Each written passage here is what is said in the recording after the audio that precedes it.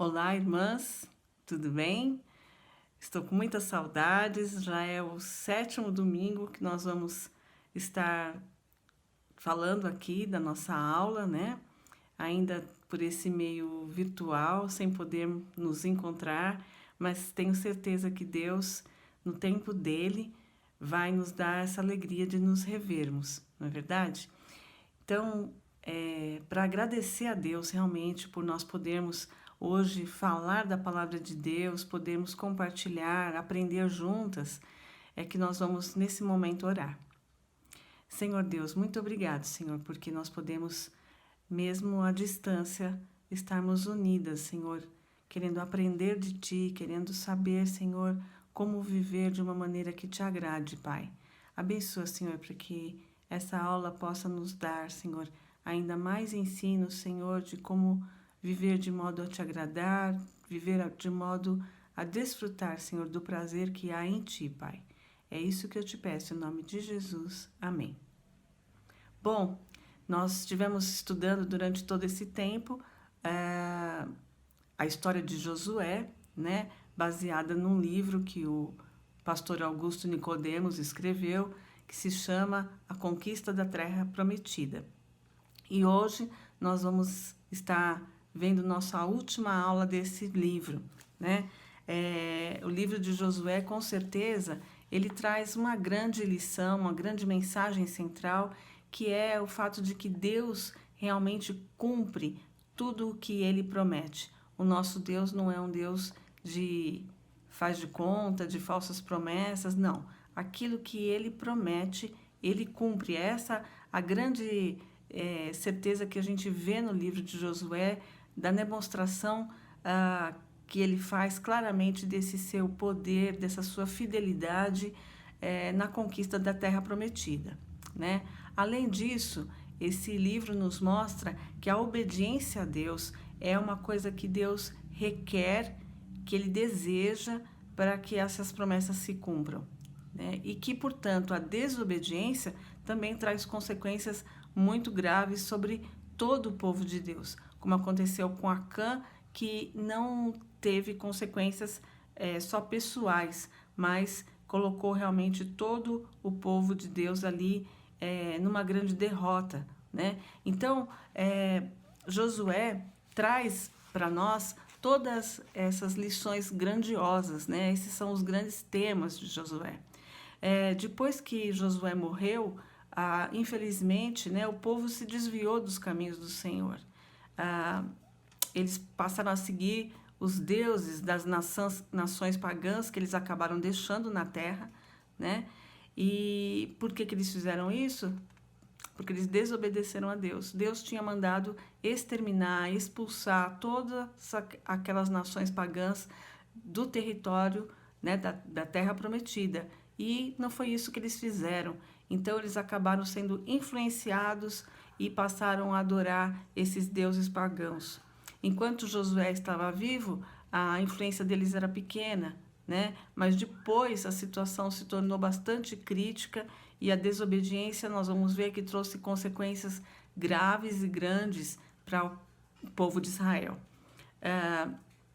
Josué, capítulo 18, versículo 1 a 3, se refere a cerca de 8 anos depois dessas grandes batalhas que nós vimos, né? De Jericó, né? De todas aquelas que a gente viu até agora nessas lições.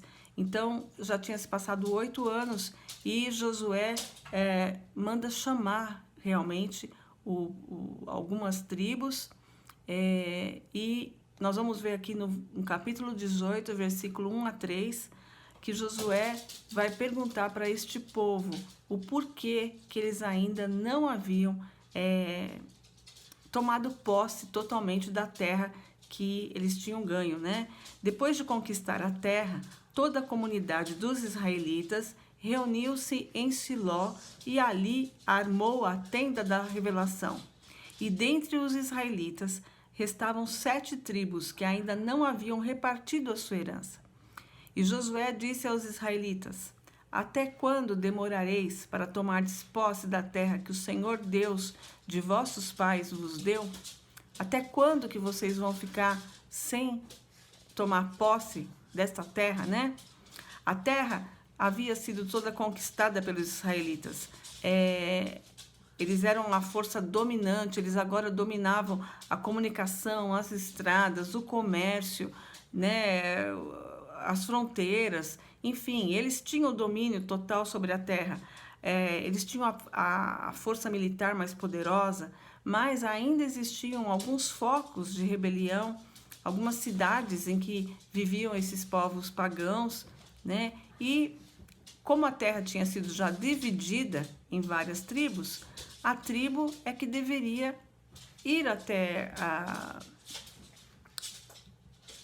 essas cidades e conquistar. Não era mais o exército todo coligado, né? Como foi quando eles entraram, mas porque eles já tinham conquistado a espinha dorsal dos cananeus. Tinha ficado agora pequenos focos de rebelião que deveriam ter sido combatidas pelos exércitos de cada tribo. Mas não foi isso que eles fizeram, né? O povo estava custando a fazer isso e por isso Josué reclamou com eles. Durante 8 anos, Deus esteve com eles nas guerras. Como nós vimos, Deus lhes deu a vitória, né? A gente viu aqui em Josué capítulo 10, versículo 40 a 43, que diz assim: assim Josué derrotou toda aquela terra, a região montanhosa, o Neguebe, a baixada e as encostas das montanhas e todos os seus reis. Ele não deixou uma pessoa sequer, mas tudo que tinha fôlego destruiu totalmente, como ordenara o Senhor, o Deus de Israel. Assim Josué os derrotou desde Cades Barneia até Gaza, como também toda a terra de Gósen até Gibeão. E de uma só vez Josué capturou todos esses reis e tomou-lhes as terras, porque o Senhor, o Deus de Israel, batalhava por Israel. Então Josué e todo Israel com ele voltou ao acampamento em Gilgal. Em Josué capítulo 11, versículo 23 também diz: assim Josué tomou toda esta terra, conforme tudo o que o Senhor lhe tinha dito a Moisés, e deu-a como herança a Israel, dividindo-a segundo as suas tribos, e a terra descansou da guerra. O livro de Josué considera cumpridas todas as promessas relacionadas então a essa posse da terra. Nós vamos ver aqui em Josué capítulo 21, versículo 43 e 45, né? Josué 21, 43 e 45 diz assim: dessa maneira, o Senhor deu a Israel toda a terra que com juramento prometera dar a seus pais, e eles a possuíram e nela habitaram. Nenhuma palavra falhou de todas as boas coisas que o Senhor prometera à casa de Israel. Tudo se cumpriu. Olha que bonito, né? As boas coisas que o Senhor prometera à casa de Israel. Tudo se cumpriu. Josué 23, 1, 14 diz: muito tempo depois, o Senhor havia concedido a Israel descanso de todos os seus inimigos em redor. E Josué já estava velho, de idade muito avançada. Hoje vou pelo caminho que toda a terra vai, e sabeis no coração e na alma que não falhou uma só palavra de todas as boas coisas que o Senhor vosso Deus falou a vosso respeito. Nenhuma delas falhou, mas todas se cumpriram. Então, a partir desse momento, né, que Deus realmente deu essa terra para todas, para Israel, deu toda essa terra para Israel, eles vão repartir as terras entre as tribos. E é daí que eles deveriam, então, ter tomado posse total dessas terras, né? Todas, então, as promessas que Deus fez para Israel foram cumpridas. Ele prometeu uma terra e ele deu. E nós temos que ter clareza disso, que todas as promessas que foram feitas para Israel foram cumpridas. Deus prometeu que Jesus, né, o Messias, ia vir daquela terra e foi isso que aconteceu. O Salvador do mundo veio dali, né? Ele prometeu que esse mensageiro, que ele seria o rei do universo, né? E isso também já se cumpriu. Então, hoje, o povo de Deus não é mais Israel. O povo de Deus é a sua igreja. São todas as tribos e as nações que professam Jesus como seu único e suficiente Salvador, né? Então, a igreja de Deus é o povo, né? O povo de Deus é a igreja de Deus, né? Encontramos então no livro de Josué essa surpreendente declaração de que eles não ocuparam plenamente a terra. Eles foram negligentes, eles não extinguiram os inimigos da face da terra, assim como Deus tinha ordenado, né? Então nós vemos aqui em Josué, capítulo 15, versículo 63, dizendo o seguinte: os filhos de Judá, porém, não puderam expulsar os jebuseus que viviam em Jerusalém. Assim, os jebuseus ficaram vivendo com os filhos de Judá em Jerusalém até o dia de hoje. Josué 16:10 diz a respeito de Efraim: os efraimitas não expulsaram os cananeus que habitavam em Gezer, mas os cananeus ficaram vivendo no meio deles até o dia de hoje e tornaram-se escravos, sujeitos ao trabalho forçado. Manassés também falhou. Capítulo 17, versículo 12 e 13. Contudo, os filhos de Manassés não puderam expulsar os habitantes daquelas cidades, porque os cananeus persistiram em habitar naquela terra. Mas quando os israelitas se tornaram fortes, sujeitaram os cananeus a trabalhos forçados, mas não os expulsaram de todo. Então, a lista vai continuar lá no livro de Juízes, né? Falando sobre Benjamim também. E o que aconteceu, né? Eles acabaram optando por não exterminar esses povos, porque eles acabaram se associando, né, a esses povos. Então, infelizmente, eles desobedeceram a Deus de uma maneira total, porque eles não fizeram realmente aquilo que o Senhor tinha ordenado. Ao invés de destruir os cananeus, eles optaram por subjugá-los, por tornar escravos. E a gente pode imaginar motivos para isso, né? Talvez pelo cansaço já da guerra, não quero mais brincar disso, né? Não quero mais continuar guerreando, ou pelo trabalho que eles tinham para reconstruir tudo aquilo. Então, era melhor ter os escravos.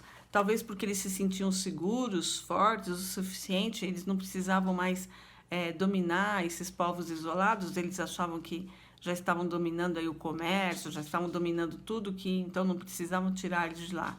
Mas o que aconteceu é que o resultado dessa displicência, dessa procrastinação, né, deixar para depois, dessa desobediência, teve consequências depois de décadas, né? Em Juízes, nós podemos ver que os cananeus voltaram a se fortalecer, eles tornaram a representar um poder na região. O livro de Juízes mostra como esses povos acabaram tomando a terra de volta e até escravizando Israel no futuro, né? Tudo isso aconteceu por quê? Porque Israel não completou o que Deus mandara. Juízes, capítulo 2, versículo 6 a 13, vai dizer isso. Depois que Josué despediu o povo, os israelitas saíram para ocupar a terra, cada um para a sua herança. O povo cultuou o Senhor durante toda a vida de Josué e dos anciãos que sobreviveram a ele e que haviam visto os grandes feitos que o Senhor havia realizado em favor de Israel. Então Josué, filho de Num, servo do Senhor, morreu com a idade de 110 anos e o sepultaram no território da sua herança, em Timnat-Heres, na região montanhosa de Efraim, ao norte do Monte Gaás. Depois que toda aquela geração foi reunida a seus pais, surgiu outra geração que não conhecia o Senhor nem o que ele havia feito por Israel. Então os israelitas fizeram o que era mal aos olhos do Senhor e cultuaram os Baalins. Abandonaram o Senhor, Deus de seus pais, que os havia tirado da terra de Egito. Seguiram os deuses dos povos ao redor e os adoraram. Assim, provocaram a ira do Senhor, abandonando e cultuando Baal e Astarote. Então, o que a gente vê aqui? Que a próxima geração, né, que não tinha vivido exatamente toda aquela situação presencialmente, eles podiam até saber da história, mas não tinham sentido aquilo tudo, eles acabaram se desviando. Por quê? Porque havia ali uma influência de uma cultura, né, pagã em volta deles. Então, isso, gente, mostra o quê? Que o pecado sempre nos encontra, né? Os pais desobedeceram, não exterminando os povos pagãos, e o futuro que aconteceu, essa nova geração se afastou do Deus verdadeiro. Então, Juízes vai contar como a terra que deveria ser de Israel se tornou uma zona de guerra, porque o povo estava enfraquecido por não adorar Deus e começou a adorar outros deuses. O livro de Josué, ele podia ter terminado muito bem. Ele poderia ter terminado só com vitórias, mas a palavra de Deus não esconde os pecados, as falhas, né? A palavra de Deus não é um livro só de histórias bem-sucedidas, mas mostra também os erros, os pecados, né? As fraquezas, a rebelião. O que acontece quando você deixa de fazer o que é certo? Séculos depois, nós vamos ver onde tudo isso levou. Deus permitiu que assírios e babilônicos acabassem expulsando os israelitas daquelas terras conquistadas na época de Josué. Eles acabaram perdendo aquilo novamente. E por que Deus permitiu isso? Ele permitiu isso porque séculos antes tudo começou ali com a desobediência, né? Na relutância de realmente obedecer a Deus integralmente. Então nós vemos que isso foi a consequência dessa desobediência. Lições, então, para hoje, né? Quais são as lições que tudo isso traz para a gente? Porque sempre temos dito que as histórias estão aí na palavra de Deus, não são só para nos entreter, né? Para a gente saber como era. Elas sempre trazem lições para a nossa vida. Então, nós vamos ver algumas lições que nós podemos enxergar nessa passagem que a gente viu agora, né? Primeira lição é que o coração humano, ele é profundamente corrupto. O povo de Israel viu a glória, viu o poder de Deus de uma maneira que nós nunca veremos neste mundo, né? No sentido de ver concretamente. Eles passaram pés enxutos no meio do Jordão, eles viram muralhas caindo, eles viram pedras sendo jogadas do céu para destruir os inimigos deles, eles viram o sol e a lua pararem, né? Para ter mais tempo para guerrear. Então, são situações muito concretas que eles viram. E, apesar de tudo isso, eles deixaram de crer, né? Eles desobedeceram à ordem do Senhor realmente, eles abandonaram o Deus verdadeiro em troca de deuses falsos, deuses que haviam sido derrotados naquelas batalhas, porque cada vez que eles iam batalhar, na verdade era uma batalha de deuses falsos contra o Deus verdadeiro. E, apesar de tudo isso, de ver toda essa glória do Senhor, né, eles acabaram trocando isso, acabaram abandonando realmente a Deus. Como é possível a gente explicar uma atitude dessa, né? Nossa, como é que esses israelitas puderam fazer isso? Eles puderam fazer isso da mesma forma como nós, hoje em dia, podemos fazer isso também, né? Nós, hoje, temos uma situação muito diferente da deles. Nós temos a Bíblia completa, nós temos o Espírito Santo de Deus habitando em nós, nós temos Jesus ressurreto presente na nossa vida, nós temos a clareza do Evangelho, a gente sabe o começo, o meio e o fim, né, de todas essas coisas. E apesar disso, muitas vezes nós somos relutantes, nós somos omissos, nós somos preguiçosos em obedecer a palavra de Deus. Às vezes nós adoramos a deuses que o Senhor já derrotou, né? Já mostrou para nós que são pura vaidade, né? dinheiro, poder, beleza, acabam ocupando um espaço da nossa vida que o Senhor não ocupa. Então, Ele já destruiu essas coisas em Cristo na nossa vida e nós voltamos, né, a viver e a buscar esses deuses falsos. Como o nosso coração é corrupto, que trabalho que Deus tem para nos mostrar essa corrupção do nosso coração e nos mostrar o quanto nós precisamos de Jesus, o quanto nós precisamos do poder do Espírito e o quanto nós precisamos da palavra de Deus para nos manter realmente no caminho da obediência, né? Porque a natureza do nosso coração é de corrupção, é de pecado, né? Então, nós temos que ter essa clareza de que o coração humano puxa para o mal, ele é profundamente corrupto e só o que nos mantém na obediência é a palavra de Deus, é o poder do Espírito e é Jesus, né? A segunda lição que nós vemos nesse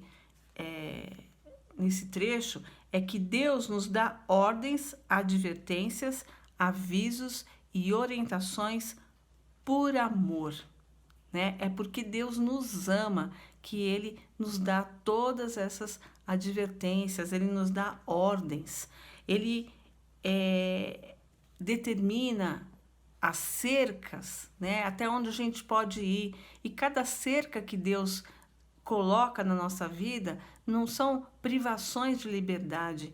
Ah, não posso fazer isso porque Ele está querendo tirar a minha alegria. Não, todas as cercas que o Senhor coloca na nossa vida são para nos proteger e faz isso porque Ele nos ama.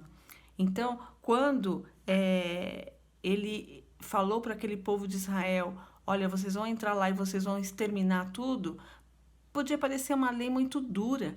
Nossa, criança, homens, mulheres, como assim, né? Mas ele sabia que o coração, a natureza do coração humano era corrupta e dessa forma ele queria proteger e abençoar os israelitas, porque ele sabia que eles poderiam se corromper, né, com a companhia daqueles povos pagãos. Quando Deus então falou para eles exterminarem os estrangeiros, ele tinha um motivo, né? Ele queria proteger o povo. As orientações, os avisos, as advertências que Deus nos dá são para o nosso bem. No primeiro momento pode não parecer, mas são. Então, o Senhor, todas as advertências que nós temos na palavra dele, né? Tudo que a gente pode ver na Bíblia, que dizem para a gente cuidar, para a gente não se envolver, é sempre para o nosso bem. Infelizmente, às vezes a gente ouve pessoas dizendo assim, ah, mas eu sou jovem, eu quero curtir a vida, né? Mas não sabem as consequências futuras das suas decisões de hoje. Então, nós temos que ser muito conscientes disso, né? Que Deus, porque nos ama, é que Ele coloca essas cercas na nossa vida. A outra lição que nós temos aqui é que as alianças que Deus proíbe sempre trazem prejuízo moral e espiritual a seus filhos. Os israelitas, ao se associarem com os estrangeiros, o que aconteceu? Passaram a gostar da cultura deles, da religião deles. Foram atraídos por essas coisas, né? Isso não quer dizer que nós hoje não podemos ter qualquer relacionamento com os ímpios, porque se isso fosse para ser assim, a gente teria que ser tirado do mundo, né? Nós trabalhamos, nós convivemos, nós estudamos, temos parentes, enfim, várias coisas. Agora, 1 Coríntios, capítulo 5, versículo 9 a 11, Paulo diz, já vos escrevi por carta que não vos associasseis com os imorais. Não me referia aos imorais deste mundo, nem aos avarentos, ladrões ou idólatras. Nesse caso, seria necessário que saísseis do mundo. Mas agora vos escrevo que não vos associeis com aquele que, dizendo-se irmão, for imoral ou ganancioso, idólatra ou caluniador, bêbado ou ladrão. Com esse homem não deveis nem sequer comer. Então, a Bíblia, ela nos proíbe a associação com hipócritas, né? Outro dia eu estava conversando com uma pessoa, nós não podemos esperar nada do ímpio, da pessoa que não tem Jesus. Nós não podemos esperar comportamentos, atitudes. Agora, daqueles que têm Jesus, que professam Jesus, dizem, né, que têm a sua vida transformada por Jesus e ainda assim cometem essas coisas, são caluniadores, são idólatras, são bêbados, são ladrões, gananciosos, né, são hipócritas. E é contra esses que Paulo aqui adverte, né? Em 1 Coríntios 15, 33, ainda diz: as más companhias corrompem os bons costumes. Nós devemos cuidar de com quem nós andamos, né? Muitas pessoas acham que não, eu que vou influenciar positivamente o outro. O nosso coração corrupto, gente, vai bandear, né? Então, a gente não pode jogar uma corda se a gente não está muito fortalecido. E às vezes a gente pensa que está fortalecido, mas não está. Então, muitas vezes nós vamos lá aconselhar alguém que está no pecado e ela começa a contar todo o prazer do pecado que ela tem, né? E quando a gente vê, a gente vai estar ali influenciado a viver a mesma situação e acabar caindo no pecado também. Então, a Bíblia ela nos proíbe da associação com esses hipócritas. A última lição que a gente tem aqui é que pequenos pecados levam a pecados maiores. A gente sabe que não existe pecadinho, pecadão, né? Mas existem alguns que são considerados aí por todos meio um pouco mais graves, né? O adultério, o assassinato, enfim, coisas grandes. Mas o que nós devemos saber é que pequenos focos de rebelião na Terra Prometida acabaram contaminando e trazendo desgraça para Israel, né? Esses pequenos focos pareciam que não estavam incomodando muito o grande exército de Israel, mas isso acabou levando Israel à destruição, né? Pequenos pecados também são a derrota de muitos cristãos. Vocês sabem que às vezes ladrões levam crianças pequenininhos tal para passar pela janela e poder abrir a porta para eles, né? E é exatamente isso que acontece em relação ao pecado. Às vezes pequenos pecados fazem abrir a porta do coração para que os outros grandes entrem, né?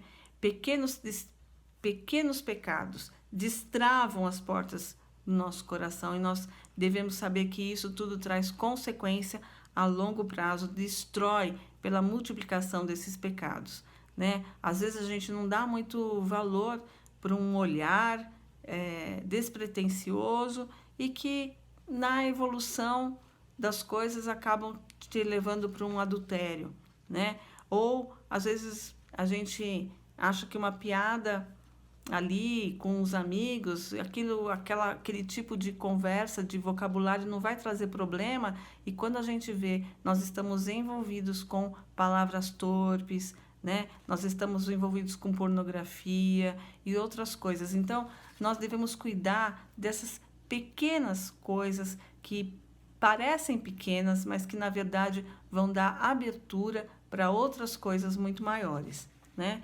Então, qual é a conclusão que o autor até do livro, né, o pastor Augusto Nicodemos, ele traz no final aqui para a gente?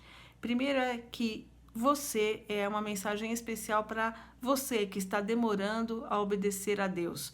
Você já sabe qual que é a vontade de Deus para a sua vida, você vê na palavra de Deus aquilo que Ele quer que você faça, mas ainda assim você deixa para amanhã, deixa para depois, né? Ele fala para você perdoar e você diz, depois eu trato disso. Ele fala para você reatar relacionamentos e você fala, quem sabe o ano que vem, né? Ele fala para você servir a Ele e você diz, não, quando as crianças crescerem, ou quando eu aposentar, ou quando a coisa estiver melhor no país, aí eu vou conseguir fazer tal coisa, né? Pare de deixar para amanhã, pare de procrastinar, pare de ser negligente, né? Saiba que você deve aproveitar a oportunidade, quando Deus está lhe dando essa oportunidade. Deus, gente, está dando uma oportunidade muito grande da gente rever muita coisa na nossa vida nesse período que nós estamos ficando de isolamento. Eu tenho ouvido muita gente falar sobre a questão das famílias, sobre a questão dos relacionamentos, dar valor para as coisas. E aí nós ficamos pensando o quanto tempo, né, essas lições vão ficar tão claras na nossa mente quando tudo voltar ao normal, né? Então, hoje, se você está pensando, puxa, eu tenho uma pessoa que eu não vejo há muito tempo, que eu estava magoada com ela, né? Quando tudo isso passar, eu vou lá na casa dela, porque agora eu estou vendo. Não espere tudo isso, né? Pegue o seu telefone, ligue para a pessoa, resolva o problema. Não deixe para amanhã as coisas, né? Tudo que a gente deixa para depois acaba sendo mais pesado, mais difícil retomar. Então, se o Senhor já falou para você a sua vontade, através da sua palavra ou tocando no seu coração, você deve fazer. Não deixe para amanhã, né? Façam as coisas acontecerem antes que aconteça com você o que aconteceu com Israel, que acabou deixando para depois para obedecer ao Senhor e acabaram não obedecendo e trazendo consequências terríveis para a sua vida. Uma outra palavra é para todos os que estão correndo para a tentação e não fugindo dela, né? Muitas vezes a gente chega perto demais do pecado. Talvez os israelitas, quando chegaram lá nos primeiros dias, acharam estranho aqueles deuses, aquelas estátuas, aquelas coisas, mas depois acabou ficando normal, comum, né? E influenciando eles. Ah, não, mas a gente não vai se envolver, a gente é forte, né? A minha família não vai se envolver, as futuras gerações não, vai continuar todo mundo adorando o Senhor verdadeiro. A gente tem que ter consciência que há certos ambientes que nós não devemos frequentar. Há certas atitudes que nós não devemos tomar. Há certas conversas que a gente não deve ter. Há certas amizades que nós não devemos manter, né? Tem certas coisas, gente, que nós devemos literalmente fugir. Você não é forte, né? Você é fraco. Então, certas coisas nós devemos pedir para o Espírito Santo para que nós estejamos sensíveis a Ele, porque o Espírito Santo de Deus sempre cutuca a gente, né? Esse não é o lugar para você estar. Essa não é a pessoa para ser sua amiga. Essa não é a conversa que você devia estar tendo, né? Muita gente faz bobagem. E as bobagens que a gente faz, em geral, a gente não planeja fazer. Nunca vi uma mulher falar assim, bom, eu tenho 10 anos de casamento, agora eu vou lá, vou adulterar. Não, você não planeja fazer as coisas. Na maior parte das vezes que a gente erra, a gente nem tinha intenção disso. Mas o que a gente tinha? Imprudência. Por quê? Porque a gente não foi prudente, não ficou atento. A gente deu chance para a coisa acontecer, né? Então, nós devemos cuidar e não fugir para a tentação, mas fugir da tentação, né? Não correr para a tentação, mas fugir da tentação. E uma última palavra para todos nós, né? Vamos obedecer a Deus com zelo, com cuidado. Não façamos a sua vontade pela metade. Nós não podemos ser mornos, gente. Ou nós somos frios ou nós somos quentes. Nós não podemos fazer a vontade de Deus pela metade. Nós devemos fazer por inteiro. Recorramos somente àquele que é o nosso Senhor e o nosso Salvador, a Jesus Cristo, a nenhum outro tipo de ídolo, né? Não sejamos idólatras, não adoremos o convênio médico, não adoremos o emprego, não adoremos a casa que temos, né? Porque todas essas coisas só estão nas nossas mãos por conta do Senhor. Então, nós devemos adorar ao Senhor, né? E Deus pode nos levantar quando nós cairmos. A gente tem que ter essa certeza, né? precisamos obedecer ao Senhor, mas caso a gente desobedeça, assim como Israel desobedeceu, viveu toda as consequências disso, acabou indo cativo, mas ele clamou por perdão, o Senhor o perdoou, ele tirou o povo de Israel e o levou de volta para a terra. Todo esse circuito foi feito, né? Então, nós também, quando desobedecemos, Deus pode nos levantar, Ele pode nos perdoar, Ele pode nos ensinar a fazer a vontade dEle. Isso tudo tem que estar muito claro para nós. E para concluir, eu gostaria de ler realmente um trechinho do final do livro aqui do pastor Augusto Nicodemos, que eu recomendo para que você leia. É claro que a gente faz aqui as lições baseadas no livro, mas nada como ler o livro mesmo, né? Que é esse aqui, ó. Então, leiam A Conquista da Terra Prometida, que terão muitos mais detalhes para você ser edificado. Mas no final do livro, ele diz assim: o livro de Josué mapeia a nossa peregrinação espiritual nesse mundo. Marchamos para a Terra Prometida. Somos liderados por Jesus, que subjuga os nossos inimigos e nos conduz em triunfo até a posse que Deus nos prometeu. Aqui enfrentamos inimigos poderosos e cruéis. Contudo, com Cristo, somos mais que vencedores e haveremos de chegar finalmente à plena posse de Canaã celestial. Então, nós aprendemos muito aqui com o livro de Josué, né?